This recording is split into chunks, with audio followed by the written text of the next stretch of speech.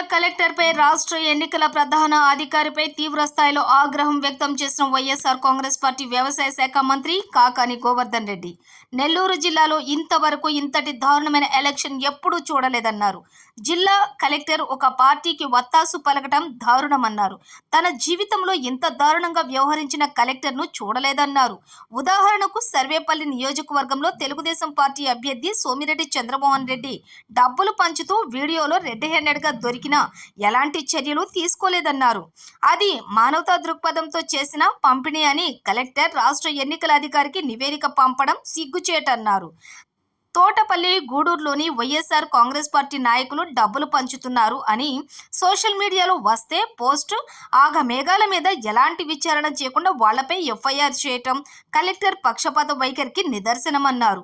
ఓటర్లు ఓటు వేయడానికి వచ్చిన సమయంలో కనీసం మంచినీరు లేదని, ఎండపడకుండా ఒక షామియానా కూడా ఏర్పాటు చేయలేదని, కనీసం ఓటింగ్ సెంటర్లో ఫ్యాన్లు కూడా సరిగా పనిచేయలేదని, బందోబస్తు కూడా సరిగా లేదని ఆగ్రహం వ్యక్తం చేశారు. తెలుగుదేశం పార్టీ నాయకులు చెప్పినట్లు కలెక్టర్ ఆడారని, నడుచుకున్నారని తీవ్ర స్థాయిలో విరుచుకుపడ్డారు. కలెక్టర్ తీరుపై రాష్ట్ర ఎన్నికల అధికారికి మరొకసారి ఫిర్యాదు చేస్తానని, చర్యలు తీసుకోకపోతే హైకోర్టులో కేసు వేసి కలెక్టర్పై చర్యలు తీసుకునే వరకు పోరాడతామన్నారు. ఇలాంటి కలెక్టర్ ఆధ్వర్యంలో కౌంటింగ్ కూడా సరిగా జరగదని, మాకు కలెక్టర్పై నమ్మకం లేదని కాకాని అన్నారు. ప్రత్యేక అధికారిని నియమించి కౌంటింగ్లో ఎలాంటి అవకతవకలు జరగకుండా చూడాలని కోరారు. తన రాజకీయ జీవితంలో ఒక కలెక్టర్ ఎన్నికల అధికారిగా ఉంటూ పక్షపాత వైఖరిగా వ్యవహరించడం ఇదేనన్నారు. తాను ఇంతవరకు ఇలాంటి కలెక్టర్లని చూడలేదని ఆగ్రహం వ్యక్తం చేశారు. రాష్ట్రం ఎన్నికల అధికారి కూడా ఇదే విధంగా పక్షపాత ధోరణిలో వ్యవహరించారని అన్నారు. కలెక్టర్ పక్షపాత వైఖరి వల్ల చాలా చోట్ల తెలుగుదేశం పార్టీ నాయకులు రిగ్గింగ్ చేశారని కాకాని గోవర్ధన్ రెడ్డి ఆగ్రహం వ్యక్తం చేశారు. ఏదేమైనా కలెక్టర్పై హైకోర్టులో కేసు వేస్తానని ఈ సందర్భంగా కాకాని గోవర్ధన్ రెడ్డి విలేకరుల సమావేశంలో తెలిపారు. ఈరోజు రాష్ట్ర వ్యాప్తంగా ఎందుకో తెలియదు కానీ ఎన్నడూ లేనటువంటి విధంగా ఎన్నికల కమిషన్కి సంబంధించి ఒక పక్షపాత ధోరణి స్పష్టంగా కనిపించింది. కొన్ని పోలింగ్ స్టేషన్లో అయితే వైఎస్ఆర్ కాంగ్రెస్ పార్టీకి సంబంధించినటువంటి ఏజెంట్లని మాచర్లే ఉదాహరణ తీసుకుంటే బలవంతంగా బయటకు లాగేసి పురుషులు మహిళలు తెలుగుదేశం పార్టీకి సంబంధించినటువంటి వాళ్ళు ఏకపక్షంగా దాడి చేసి వాళ్ళని నిలువరించి వాళ్ళ ఓట్లు రిగ్గింగ్ చేసి రిగ్గింగ్కి పాల్పడడం జరిగింది. రిగ్గింగ్కి పాల్పడడానికి ముందు అక్కడ ఉన్నటువంటి పోలీస్ అధికారులు ఎవరైతే ఉన్నారో వాళ్ళని ఉద్దేశపూర్వకంగా బదిలీ చేయడం, ఎన్నికల కమిషన్ ఎవరినైతే నియమించిందో ఆ బాధ్యత ఎన్నికల కమిషన్ తీసుకోకుండా ఈరోజు పోలీస్ అధికారుల మీద చెప్పడం. ఎందుకంటే ఆ పోలీస్ అధికారుల గతంలో ఎవరైతే పనిచేశారో వాళ్ళు సమర్థవంతంగా పనిచేయడం లేదు, నిష్పక్షపాతంగా వ్యవహరించడం లేదు, పక్షపాతంగా వ్యవహరిస్తున్నారని చెప్పి వాళ్ళు నిష్పక్షపాతంగా వ్యవహరించేటువంటి అధికారులు, సమర్థవంతమైనటువంటి అధికారులను మేము ఎంపిక చేస్తామని ఎంపిక చేస్తే ఈరోజు అక్కడ హింస ప్రజ్వరిల్లింది. దీనికి బాధ్యత ప్రధానంగా ఎన్నికల కమిషన్నే ఈరోజు వహించాల్సినటువంటి అవసరం ఉంది. కాబట్టి ఎన్నికల కమిషన్ వేసినటువంటి అధికారులు వచ్చిన తర్వాత వాళ్ళు పక్షపాత ధోరణితో కావాలని ఉద్రిక్తతలు రెచ్చగొట్టి ఎక్కడైతే వైఎస్ఆర్ కాంగ్రెస్ పార్టీకి అనుకూలంగా ఉంటుందో అక్కడ విపరీతమైనటువంటి బందోబస్తు పెట్టి భయభ్రాంతులు గురి చేసి వాళ్ళకి మనకు సంబంధించినటువంటి వైఎస్ఆర్ కాంగ్రెస్ పార్టీ సానుభూతి పరులను ఓటింగ్కి రాకుండా చేసి, అదేవిధంగా తెలుగుదేశం పార్టీకి పట్టు ఉన్నటువంటి ప్రాంతాల్లో ఎక్కడ నామమాత్రంగా కూడా పోలీసు బందోబస్తు లేకుండా వాళ్ళు యథేచ్ఛగా రిగ్గింగ్ పాల్పడడానికి మీరు సహకరించారు. సీఈఓనే రాష్ట్ర ఎన్నికల అధికారి ప్రధానాధికారే ఏదైతే ఈరోజు పిన్నెల రామకృష్ణారెడ్డి గారు వీడియోలో ఏదైతే దృశ్యాలు కనపడ్డాయో ఆ వీడియో మేము విడుదల చేయలేదు అని చెప్పి ఆయన ప్రకటించడం జరిగింది. ఎన్నికల కమిషన్ పరిధిలో అత్యంత గోప్యంగా ఉండాల్సినటువంటి ఆ వీడియో బయటకు వెళ్ళింది, అది మాకు సంబంధం లేదు అని చెప్పి రాష్ట్ర ఎన్నికల ప్రధానాధికారి చెప్పాడు అంటేనే ఎన్నికలు ప్రహసనంగా మారాయా లేదా అనేటువంటిది ఈరోజు ఆలోచన చేయాల్సి, దేనికి భద్రత ఉందనేటువంటిది ఆలోచన చేయాల్సినటువంటి పరిస్థితి. అంత గోప్యంగా ఉండవలసినటువంటి ఆ వీడియో క్లిప్పింగ్ ఏదైతే ఉందో ఆ వీడియో క్లిప్పింగ్ బయటకు వచ్చింది, అది సోషల్ మీడియాలో హల్చల్ చేసింది. కాబట్టి ఆ క్లిప్పింగ్ మేము విడుదల చేయలేదు అంటే పోలీస్ అధికారులు విడుదల చేశారా, దర్యాప్తు చేస్తున్నటువంటి అధికారులు విడుదల చేశారా, ఎవరు విడుదల చేస్తే అది బయటకు వెళ్ళిందనేటువంటి దాని మీద కనీసం ఇప్పటి వరకు దృష్టి పెట్టినటువంటి నేపథ్యం లేదు. ఏదో మేము విచారిస్తున్నామని చెప్పి ఈరోజు చేతులు దులుపుకునేటువంటి పరిస్థితి. కాబట్టి ఎన్నికల కమిషన్ ఈసారి నిష్పక్షపాతంగా పారదర్శకంగా ఎన్నికలు నిర్వహించడంలో వైఫల్యం చెందింది అని చెప్పి మేము భావిస్తున్నాం. నేను వ్యక్తిగతంగా కూడా అభిప్రాయపడుతున్నా. జరిగినటువంటి సంఘటనలన్నీ చూస్తే అనేక సందర్భాలలో వైఎస్ఆర్ కాంగ్రెస్ పార్టీకి సంబంధించినటువంటి పోలింగ్ ఏజెంట్ల మీద దాడి చేస్తే నామమాత్రంగా మొక్కుబడిగా వ్యవహరించారు. ఎక్కడన్నా వైఎస్ఆర్ కాంగ్రెస్ పార్టీ వాళ్ళు తిరగబడిన దగ్గర మాత్రం వాళ్ళ మీద కఠినమైనటువంటి సెక్షన్లు నమోదు చేసి ఈరోజు కేసులు ఎఫ్ఐఆర్లు ఫైల్ చేయడం జరిగింది. దాంతోపాటు ఈరోజు ఈ జిల్లాకు సంబంధించి తీసుకుంటే జిల్లా ఎన్నికల అధికారి కూడా పక్షపాతంగానే వ్యవహరించడం జరిగింది. పోలీస్ స్టేషన్లో కనీస రక్షణ అనేటువంటిది కనిపించలేదు. నేను 1999 నుంచి ఎలక్షన్ ఏజెంట్గా పనిచేశాను, చీఫ్ ఎలక్షన్ ఏజెంట్గా. 1999లో పనిచేశా, 2004లో పనిచేశా, 2006లో జిల్లా పరిషత్ చైర్మన్ ఎలక్షన్లో పనిచేశా. రాష్ట్ర ఎన్నికల కమిషన్ జరిగినటువంటి ఎన్నిక కూడా సమర్థవంతంగానే నిర్వహించింది. 2009లో నేను చీఫ్ ఎలక్షన్ ఏజెంట్గా పనిచేశా. 2014, 2019, 2024లో నేనే అభ్యర్థిగా ఈరోజు పర్యటించడం జరిగింది. ఎన్నడూ లేనటువంటి విధంగా అసలు కనీస సదుపాయాలు లేకుండా ఈరోజు పోలింగ్ బూతులు నిర్వహించడం జరిగింది. పోలింగ్ బూతుల్లో అయితే నేను తిరిగినటువంటి బూతుల్లో కనీసం కరెంటు కనెక్షన్ ఉందా లేదో కూడా చూసుకోకుండా ఎక్కడికి వెళ్ళినా ఈవీఎంలు మొరాయించాయి, ఈవీఎంలు పనిచేయటం లేదు, గంటల కొద్దీ ఆలస్యమైందని చెప్పి పాపం సిబ్బంది కొన్ని దగ్గరలో అయితే వాళ్ళు కనీసం ఆహారం కూడా అందించలేకపోయారు. ఆహారం లేకున్నా సరే పాపం సిబ్బంది విధులు నిర్వహించారు. కొంతమంది పాపం ఎక్కడికన్నా వెళితే తాగడానికి నీరు లేదు, క్యూలేమో చాంతాడంత, బ్యారికేడింగ్ లేదు, షామియానాలు లేవు, కుర్చీలు లేవు. తీసుకెళ్లి ఓటు వేయించడానికి ఎక్కడ అరాకొరా కూడా ఒక్కసారి కానీ అవసరాలు కానీ లేకుండా ఈరోజు ఎన్నికలంటేనే లెక్కలేని విధంగా సాధారణంగా ప్రైవేట్ వ్యక్తులు నిర్వహించేటువంటి సాధారణ ఎన్నికలు కూడా ఇంత దౌర్భాగ్యంగా దురదృష్టకరంగా ఎప్పుడు కూడా నేను చూడలే.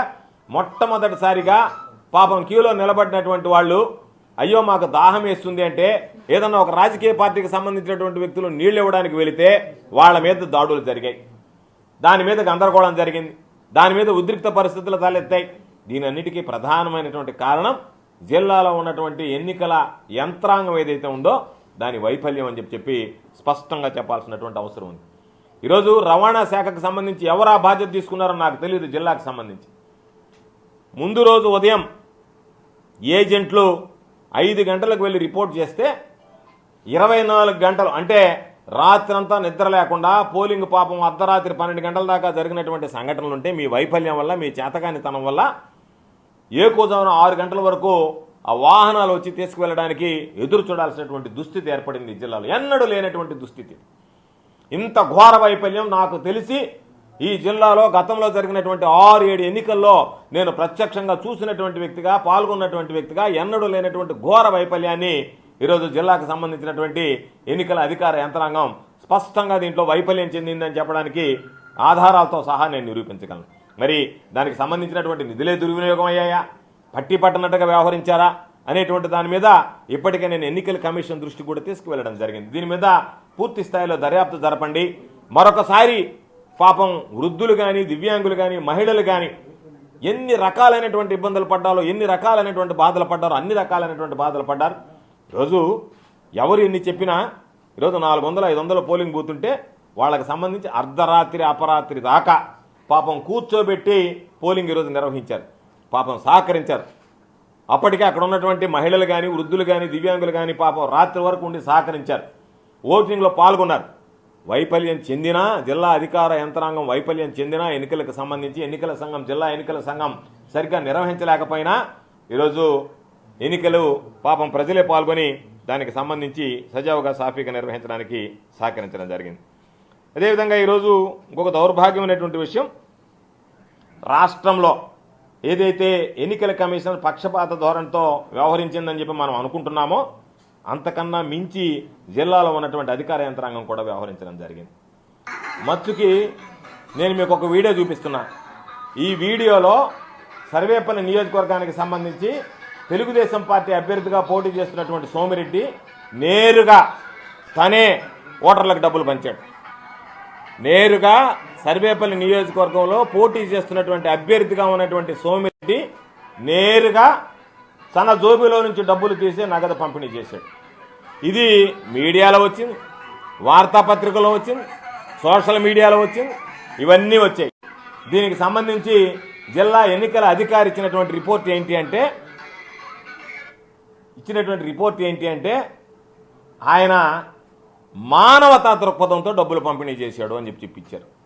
ఎక్కడన్నా ఎన్నికల్లో సిగ్గుపడాల్సినటువంటి విషయం ఇది. ఎన్నికల్లో ఒక అభ్యర్థి వెళ్ళి డబ్బులు పంపిణీ చేస్తే నేరుగా మానవతా దృక్పథంతో పంపిణీ చేయొచ్చు అని చెప్పి ఎన్నికల కమిషన్లో ఎక్కడైనా అటువంటి ప్రొవిజన్ ఉందా? సరే, దాన్ని అక్కడ పెడదాం. ఏదో ఒక ఛానల్లో సోషల్ మీడియాలో ఎవరో వైఎస్ఆర్ కాంగ్రెస్ పార్టీకి సంబంధించినటువంటి వాళ్ళు డబ్బులు పంచుతున్నారు అంటే ఇదే జిల్లా ఎన్నికల అధికారి కలెక్టర్గా ఉన్నటువంటి వ్యక్తి ఆగమేఘాల మీద తోటపల్లి గూడూరు పోలీస్ స్టేషన్ ఎస్ఐకి ఆదేశాలు ఇచ్చి ఏ విధంగా పంపిణీ చేస్తున్నారని చెప్పి సోషల్ మీడియాలో వచ్చింది కాబట్టి మీరు ఎఫ్ఐఆర్ చేయండి అని చెప్పి ఎఫ్ఐఆర్ చేయించాడు. అంటే ఎంత పక్షపాత వైఖరి అంటే ఒక వ్యక్తి పంపిణీ చేశాడని ఫిర్యాదు చేస్తే అది మానవతా దృక్పథం. ఎన్నడూ లేనటువంటిది మన జిల్లాలో నేను వినలే. నేరుగా ఎవరన్నా పంపిణీ చేశారని చెప్పి సోషల్ మీడియాలో వస్తే దాని మీద ఆగమేఘాల మీద ఈరోజు తోటపల్లి గూడూరు పోలీస్ స్టేషన్లో వైఎస్ఆర్ కాంగ్రెస్ పార్టీకి సంబంధించినటువంటి వ్యక్తుల మీద పేరుతో సహా పార్టీతో సహా కేసు నమోదు చేయండి అని చెప్పి ఆదేశాలు ఇవ్వడం జరిగింది. అంటే రాష్ట్ర స్థాయిలో ఏదో సామెత ఉంది కదా, ఆవు చేలో మేస్తే దూడ గట్టున మేస్తుందా అన్నట్టుగా రాష్ట్ర స్థాయిలో ఎన్నికల కమిషన్ పక్షపాతంగా ఉంటే మేమెందుకు పక్షపాత వైఖరితో ఉండకూడదు అనుకున్నారా? ఏమిటో తెలియదు. కానీ ఇది ఎన్నడూ కూడా దానికి సంబంధించి ఎక్కడా కూడా నేను పంపిణీ చేయలేదని చెప్పలేదు. పంపిణీ చేశాం, మానవతా దృక్పథంతో పంపిణీ చేశామని. తీసుకున్నటువంటి వ్యక్తులు ఏం చెప్పారు? మేము అడిగితే మానవతా దృక్పథంతో పంపిణీ చేశారని. అంటే మీరు ఏం చెప్పదలుచుకున్నారు? ఎన్నికల్లో డబ్బులు పంచొచ్చు, మానవతా దృక్పథం అని చెప్పుకోవచ్చు అని చెప్పి మీరు చెప్పదలుచుకున్నారు. పోనీ అదేలా చెప్పండి. దానిలో ఏమో మీరు విచారించి దాని మీద పూర్తి స్థాయి రిపోర్టులు నివేదికలు తీసుకొని ఇది మానవతా దృక్పథంతో జరిగింది అని చెప్పి కేసు నీరు కాచారు. పక్కన జరిగినటువంటి సంఘటనలో ఎవరైతే పంచారో వాళ్ళ దగ్గర కూడా వివరాలు రాబట్టకుండా, వాళ్ళ దగ్గర వివరాలు తీసుకోకుండానే నేరుగా పోలీస్ స్టేషన్కి ఎఫ్ఐఆర్ నమోదు చేయండి అని చెప్పారు. కొంతమంది ఉద్యోగులు పాల్గొన్నటువంటి వాళ్ళ మీద ఎఫ్ఐఆర్ నమోదు చేశారు. తప్పులేదు, ఎన్నికల కమిషన్కి సంబంధించి విధి విధానాల ప్రకారం. అయితే ఒక అంగన్వాడీ టీచర్ పాల్గొనింది అంటే ఆ తర్వాత ఆమె రాజీనామా చేసింది కాబట్టి ఆమె మీద చర్యలు తీసుకోలేదన్నారు. అంటే మీ దగ్గర సర్వీస్ రూల్స్ ఏం చెప్తుంది? ఎన్నికల కమిషన్ నిబంధనలు ఏం చెప్తున్నాయి? వాళ్ళ రాజీనామా ఆమోదించినంత వరకు వాళ్ళు విధులు ఏదైతే దొరికిన తర్వాత ఫిర్యాదు చేసిన తర్వాత వాళ్ళు వెళ్ళి రాజీనామా చేస్తే రాజీనామా చేశారు కాబట్టి మేము వదిలేసాం, బాగానే ఉంది. మిగతా వాళ్ళు పాపం ఒక ప్రొసెషన్ వెళ్తూ ఉంటే అది వాళ్ళని క్రాస్ చేసుకుంటూ పోతే ఓ పత్రికలో వీళ్ళు పాల్గొన్నారని చెప్పి వేస్తే విచారణ లేకుండా ఎఫ్ఐఆర్ కట్టించేశారు. కాబట్టి ఇంత పక్షపాత వైఖరి జిల్లా స్థాయిలో ఎన్నడూ కూడా అవలంబించినటువంటి పరిస్థితులు లేవు. కాబట్టి దీని మీద ఇంతటితో విడిచిపెట్టాం. మరలా ఎన్నికల కమిషన్కి చెప్పాం, ఎక్కడన్నా మానవతా దృక్పథంతో డబ్బులు పంపిణీ చేయొచ్చా, మీరు మాకు వివరణ ఇవ్వండి అని చెప్పి అడిగాం. దాని మీద ఎన్నికల కమిషన్ స్పందిస్తుందని ఆశిస్తున్నా. లేని పక్షంలో ఖచ్చితంగా హైకోర్టులో కేసు వేసి ఎవరైతే దీనికి బాధ్యులు ఉన్నారో అందరినీ కూడా దాంట్లో బాధ్యులుగా చేర్చి వాళ్ళ మీద హైకోర్టుకి వెళ్ళి ఖచ్చితంగా దీని మీద చర్యలు తీసుకోవడం జరుగుతుంది తప్ప ఎవరో మా ఇష్ట ప్రకారం వ్యవహరిస్తాం, మేము జిల్లా ఎన్నికల అధికారిగా ఉన్నామని చెప్పి వ్యవహరిస్తే మాత్రం విడిచిపెట్టేది ఉండదు. కాబట్టి దీని మీద ఆర్ఓకు కూడా మరలా ఒకసారి అధికారికంగా వెళ్ళి నేనే స్వయంగా వెళ్ళి ఫిర్యాదు చేద్దాం అనుకున్నాం. కాబట్టి వెళ్ళి అధికారికంగా ఆర్ఓకు కూడా మళ్ళీ ఒకసారి నేనే ఫిర్యాదు చేస్తా దొరికినటువంటి వీడియో క్లిప్పింగ్ని బట్టి. ఈరోజు